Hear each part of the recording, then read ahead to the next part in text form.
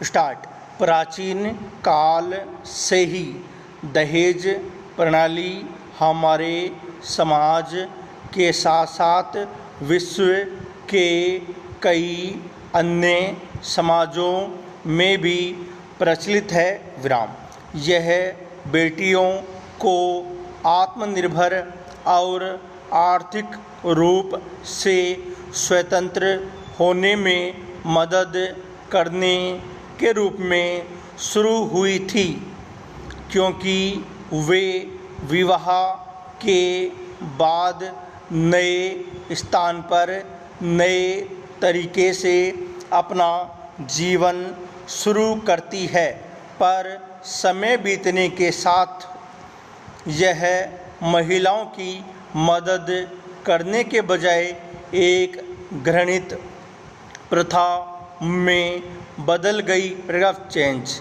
दहेज दुल्हन के परिवार द्वारा दूल्हे और उसके परिवार को नकद संपत्ति और अन्य संपत्तियों के रूप में उपहार देने की प्रथा है, जिसे वास्तव में महिलाओं, विशेष रूप से दुल्हनों के लिए शाप कहा जा सकता है।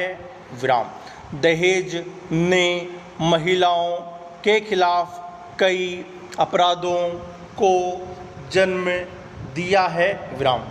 यहाँ विभिन्न समस्याओं पर एक नज़र है जो इस प्रथा से दुल्हन और उसके परिवार के सदस्यों के लिए उत्पन्न होती है।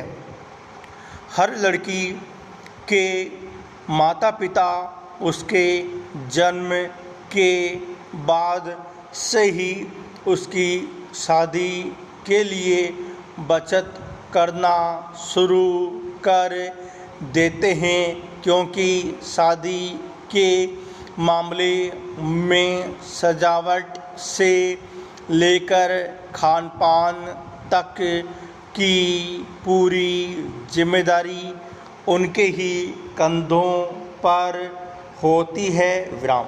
इसके अलावा उन्हें दूल्हे, उसके परिवार और उसके रिश्तेदारों को भारी मात्रा में उपहार देने की आवश्यकता होती है। विराम।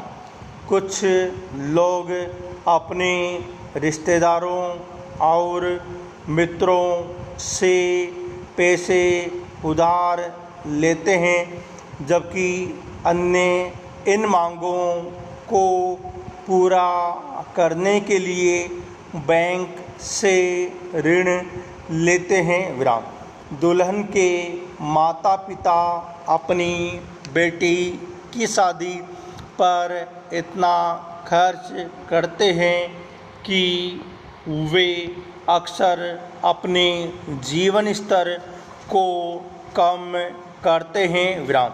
कई लोग बैंक ऋण के चक्कर में फंसकर अपना पूरा जीवन इसे चुकाने में खर्च कर देते हैं। विराम। जिस व्यक्ति के घर में बेटी ने जन्म लिया है, उसके पास दहेज देने और एक सभ्य विवाह समारोह का आयोजन करने से बचने का कोई विकल्प नहीं है। विराम। उन्हें अपनी लड़की की शादी के लिए पैसा जमा करना होता है और इसके लिए लोग कई भ्रष्ट तरीकों जैसे कि रिश्वत लेने, टैक्स चोरी करने या अनुचित साधनों के जरिए कुछ व्यावसायिक गतिविधियों का संचालन करना शुरू कर देते हैं। विराम। सास ससुर अक्सर उनकी बहू द्वारा लगाए गए उपहारों की तुलना उनके आसपास की अन्य दुल्हनों द्वारा लाए गए उपहारों से करते हैं और उन्हें नीचा महसूस कराते हुए व्यंग्यात्मक टिप्पणी करते हैं। विराम। लड़कियां अक्सर इस वजह से भावनात्मक रूप से तनाव महसूस करती है और मानसिक अवसाद से पीड़ित होती है। विराम। जहां कुछ ससुराल वालों ने अपनी बहू के साथ बदसलूकी करने की आदत बना रखी है और कभी भी उसे अपमानित करने का मौका नहीं। पूर्ण विराम।